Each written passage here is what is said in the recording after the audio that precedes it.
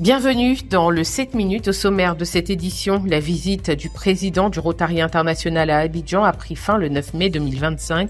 Ce déplacement de Mario César a renforcé les liens entre le Rotary et les clubs ivoiriens. La commune de Koumassi a accueilli le 9 mai dernier un grand gala de boxe dénommé le Choc des Titans à la place Inch'Allah, un événement qui relance la boxe en Côte d'Ivoire. Et la passerelle piétonne de Songon a été officiellement mise à la disposition de la population. Cette infrastructure vise à améliorer la sécurité des piétons.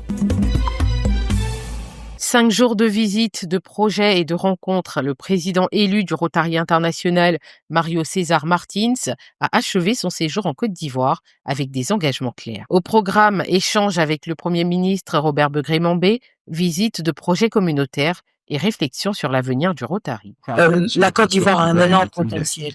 La Côte d'Ivoire se situe là où l'Inde était il y a quelques années. L'Inde a investi à peu près 45 millions de dollars. Ils en ont reçu à peu près 42 également. Et en 3 jours, j'ai visité 4 projets en Côte d'Ivoire. Et ces 4 projets-là sont des projets qui méritent de recevoir le fonds de la fondation. Il y a du travail à faire.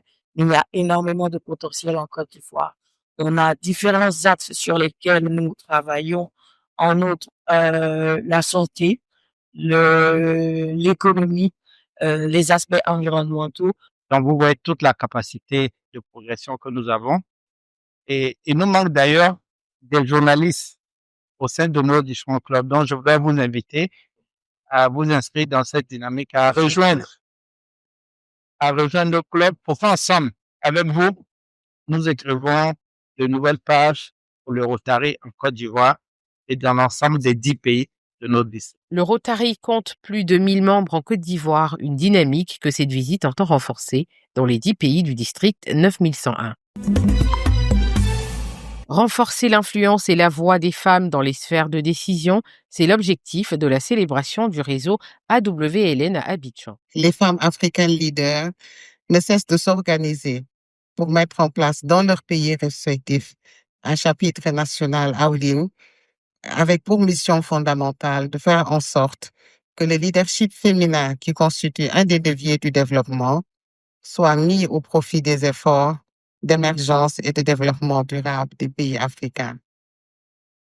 De par ces objectifs, le réseau AWLN constitue un allié majeur de les femmes dont le mandat est d'œuvrer en collaboration avec les gouvernements, les institutions nationales. Les participantes ont mis l'accent sur la solidarité, la formation et l'engagement des institutions en faveur du leadership féminin. Nous aimerons féliciter la présidente d'honneur du réseau, son Excellence Ellen Johnson Sirleaf, ancienne présidente de la République du Libéria, et reconnaissant les anciennes du réseau pour leur engagement à promouvoir le leadership des femmes. Reconnaissant la coopération et le soutien constant de ONU Femmes et de l'Union africaine depuis la création du chapitre AWLN en Côte d'Ivoire, apprécions le partenariat unique avec la République fédérale de l'Allemagne et la contribution de cette dernière à la réalisation des objectifs du réseau. La rencontre s'est achevée par des échanges inspirants et une séance photo symbolique entre femmes leaders de tous horizons. Des points, de la sueur, mais surtout de l'espoir. La 6e édition du Choc des Titans s'est tenue à la place Inch'Allah de Koumassi. Une initiative qui veut redonner des perspectives aux jeunes tout en promouvant la boxe comme sport de haut niveau. Nous espérons que surtout, il y aura des champions du monde en Côte d'Ivoire. Ils sont partout, ils sont à Boaké, ils sont à Bobo, ils sont à Koumassi.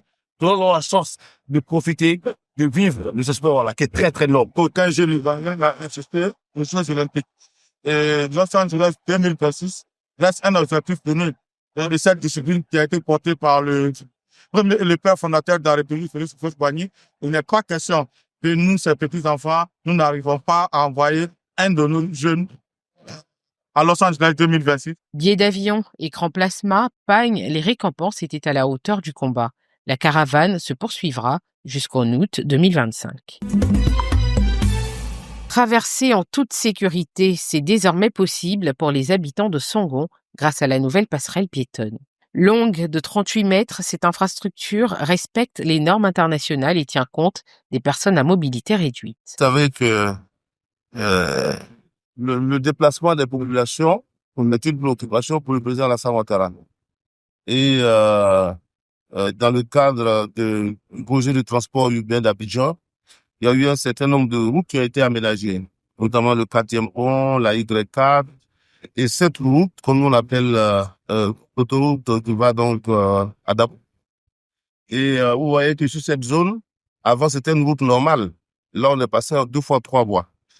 Alors, une fois que vous passez en autoroute, la traversée des personnes qui vivent de 2 côtés devient donc extrêmement difficile. Une grande jambe, personnellement, je me réjouis pour la réalisation de ce projet. Au nom de la population qui vit ici, au nom de la communauté paroissiale de Saint-Bernard d'Adiapodoumé, baisse le micro. Nous saluons ce projet. Et je pense que ce projet a été fait, le bien-être de la population d'ici. Il faut encourager vraiment notre petit moment en emprunter dans ce pont, au lieu de tout traverser, là où il y a des risques. Par exemple, il y a des risques.